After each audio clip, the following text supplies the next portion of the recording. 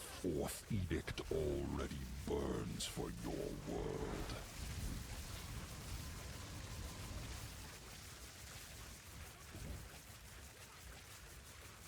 Insignificance. This is the legacy of humanity. Need mana. Your Your duty mother's is soul over. must. Hello and welcome, Exiles, to another update to the Archmage character. This time we have a few updates based on the patch notes, as well as some gear upgrades we've made for min-maxing a bit further, and I want to break them down for you. To start off with, looking at the max roll page, I want to go over some updates for gem links because they swapped some supports around with the patch notes. Overall, I think we took a net buff because it made exposure a bit easier. Our Orb of Storms does more damage. Mainly, they just patched Rising Tempest. Rising Tempest was bugged. We were getting 24% more damage from it, or 36 or something like that, instead of 12. Now it's fixed now that if you want to use Rising Tempest, you have to incorporate Flame Wall. I just don't like doing the extra casting. That's a personal preference thing. Flame Wall is a good skill. You can use it if you want to. Now, going into what changed, one of the things I want to specifically note is considered casting. This right here, you might think doesn't work with Elemental Storm. Based on what they said on the patch notes, is it wasn't supposed to work with non-self-cast skills. Currently in-game, it still works as far as I can tell. You look at my tooltip, 9k versus 6k, it is definitely still applying the damage, and in fact, it's giving a bigger damage multiplier than it did before. We'll see if they patch this. If they do patch this, if they do end up patching this, it's a great link for Spark, so if they do patch this, this is going to be the swap is over to here. But for right now, it's working great for Elemental Storm, and that's where we're going to keep it. So that's one thing I want to make note of. If you're wondering about that, it might seem a little bit weird. It definitely still works in game from the tooltip. You can see it. So we're still going to use it there. The other thing they changed, or the other thing we changed, is we changed out what we're going to use as our clear gem for our Spark. You can use Mobility, you can use Lightning Pen, you can use Pierce, or you can use Fork. Personally, I like Mobility for running and gunning, just going around the map faster. Or if you have a really dense map, Fork is nice, or even you could do Mobility and then get Fork from your Mana Tempest, which is what I do a lot of the time. Outside of those options, I recommend Lightning Pen if you run any Ellie-Res map. There's a lot of times when you hit Ellie-Res on a map, it's like 50 monster Ellie-Res. That's super hard for this build specifically because we don't invest in a pen because we're using so much minus res from a curse that it's nice if you get a res map. It'll happen every 1 in 10 maps or something like that. Pop in Lightning Pen on your final link there when you run those maps. Outside of that, Pierce is another option. I think Fork is just strictly better for clear, but you can try both and see what you like. One thing I will stress here is if you're doing single target, like if you're doing bossing specifically, do not use these support gems. Use like Rising Tempest for 12% more, or use Mobility. The reason being is Fork and Pierce have a less damage multiplier on the projectile that comes out of the Spark from when you like pierce the enemy or when it forks from the enemy. And the keynote here is Spark has a condition where it hits like it can hit every 0.66 seconds. So what happens is you shoot out your Spark, it hits the enemy, and then all those projectiles bounce around. And then after a 0.66 second window, the projectiles can hit a second time. And what could happen is if you have a projectile that pierces, it bounces off a wall and goes straight back to the enemy.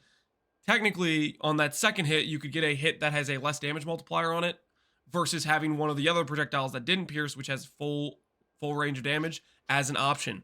So just want to let you know, if you're doing single target, don't use these. But as for clearing, they're fantastic. Most mapping situations, you should be doing plenty of boss damage that it doesn't matter that you have these on. But I just wanted to make you aware of that.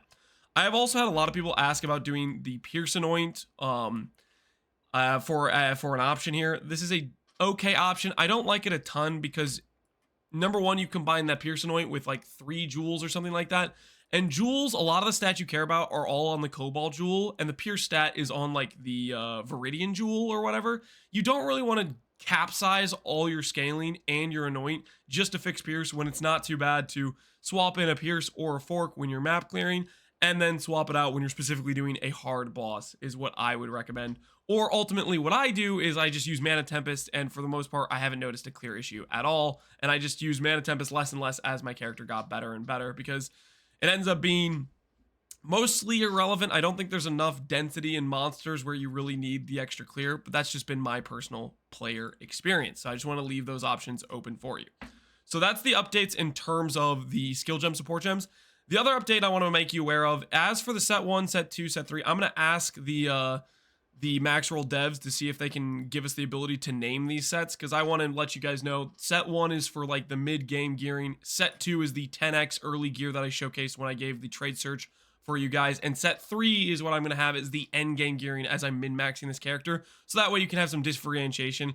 Ultimately, I wish I started separating the end game from the mid game a little bit earlier on. For example, the mid game and the end game wand is the same wand I have now, because I didn't think about doing an end game set versus a mid game set earlier when I only had like a +3 wand that had like 100% damage on it and then no cast speed. But hopefully it still gives you some distinction between levels of gear in terms of like the belt and stuff like that. So that's what that is meant for. I'm going to see if I can get this the ability to rename these just so it's a bit more clear for when you're looking over the guide what these things are for. So anyways, that's what the updates to the max roll guide are. As for the in-game updates, well, you'll notice one thing specifically here is there's a shield change that occurred, and I'm going to go over that right now. What did we do with our shield? We swapped from a rare shield that had res and block chance, and we got a shield that has a boatload of % mana. What does this shield do exactly? You'll notice the line, it says increased effect of socketed soul cores. What that means is if I put in a 2% mana jewel, like you can see it says 6% on the implicit, it's actually 2%, 2%, 2% multiplied by 570%. So what ends up happening is you get a 5.5 multiplied by 2 is 11%. No, not 11%. No, sorry, it's not 5.5. It's a 6.5 because it's 570% increase. So it's a 6.5. So you get 13% mana per every 2% socket, which ends up making the shield giving us 39% mana. If you have looked at the tree and whatnot, you know % mana is very rare. We have a bunch of flat, we have very little %, and what this allows us to do is get a very big mana increase. The difference in the shield here is the difference in about 1500 mana, which is a damage upgrade and a survivability upgrade. When I'm walking around with the 6300 mana, I have 1600 mana regen, versus when I'm walking around with the shield, I have about 1200 regen, which means we got about a 33% more mana sustain, which makes us a bit tankier in terms of that regard, as well as giving us a big extra damage multiplier to our Archmage.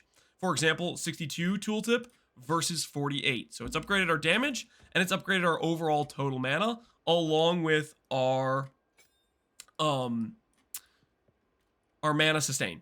Now, that didn't come without downsides. The downsides were we lost res and we lost block chance. With our character, we went from what was 59 to 36 block chance. I still think these nodes are relatively worth even with 36 block chance because that is significant amount of damage avoidance. But I just want to preface this to you, that's the big change that happened there.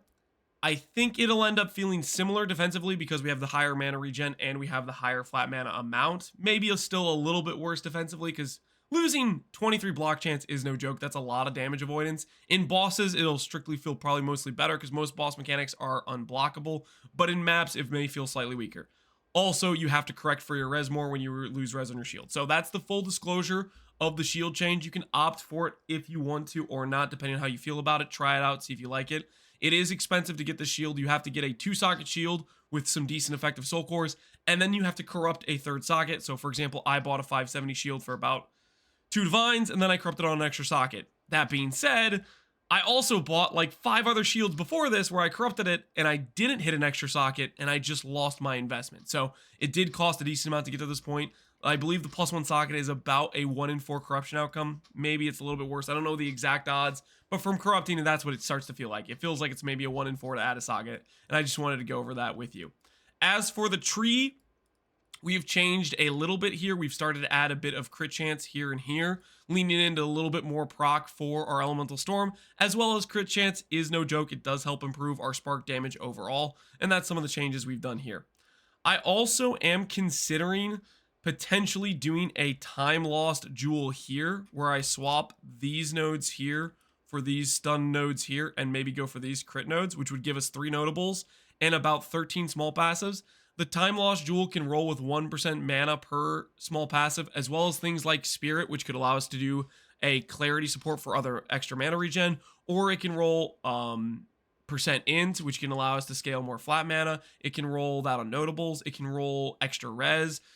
Stuff like that I'm considering as an option, but I just wanted to make you aware.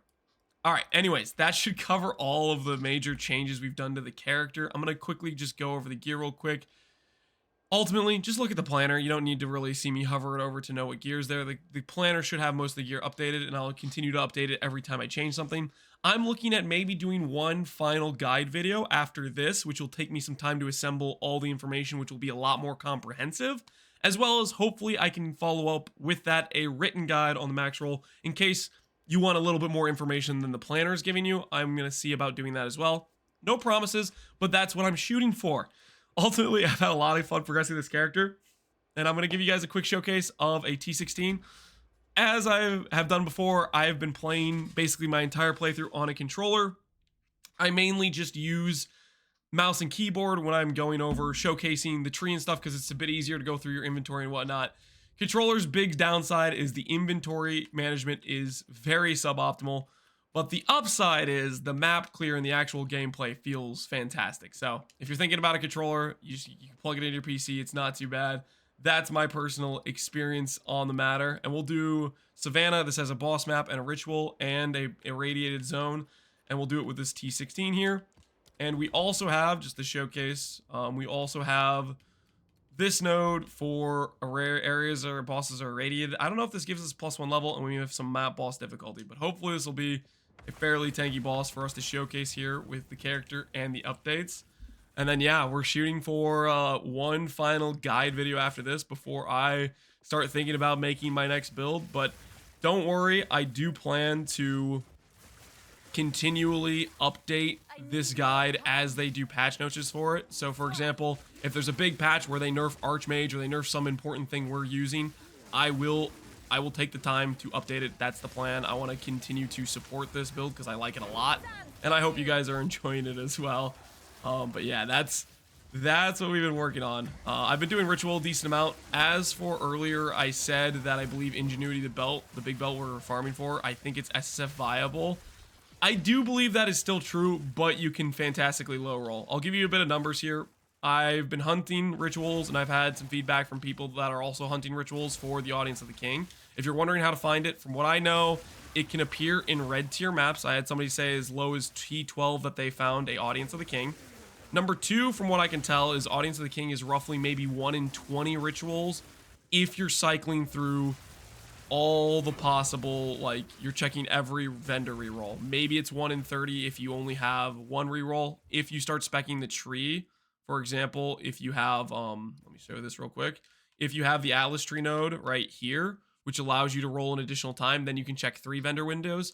That's where I think I've gotten the 1 in 20 front number from, is from people who've been checking 3 vendor windows. That's what I did, and that's been my experience so far. It's going to take more data to get a real exact number. It could be higher, it could be lower. RNG's RNG on that. But anyways, Audience of the King is self-farmable. You just target a bunch of rituals in maps like what we're doing here. And then at the end of it, when you go and check your vendors, you're going to be basically just looking for the Audience of the King. Sometimes you can get some good... Why isn't this finishing? Ritual bug out? Or there's an... Oh, okay, there's an enemy hiding in the ground that I couldn't target. That's kind of funny.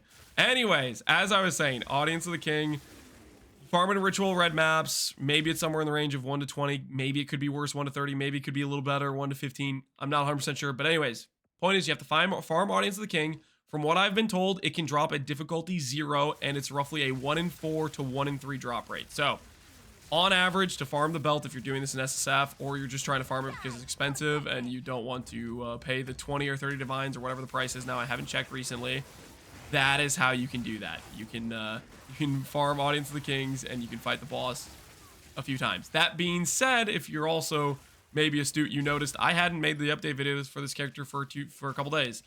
That's part of the reason is I wasn't really playing Sunday, but also on top of that, the day afterwards, I spent pretty much all my currency testing the drop rate of the Ingenuity belt, and I went like 11 straight without dropping it and essentially destroyed all of my finances. So I had to spend a day recuperating finances in order to do the other upgrades with like the shield I did today to showcase the changes to the character, and that's part of the reason that the video was updated or delayed essentially. So anyways, you can get unlucky on it. I've had a lot of people who've said they went 2 for 2 or 1 for 2, or they got it on their first fight.